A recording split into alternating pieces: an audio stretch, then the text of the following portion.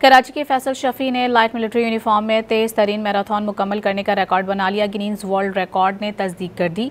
फैसल शफी ने सिडनी में मैराथन में 3 घंटे 40 मिनट और 13 सेकंड्स में मैराथन मुकम्मल करके रिकॉर्ड अपने नाम किया। फैसल शफी ने कहा कि ये पाकिस्तान की मुसल्लह अफ़वाज, शहीदों और हमारे जवानों की अजीम कुर्बानियों को खिराज तहसीन पेश करने का बेहतरीन मौका था।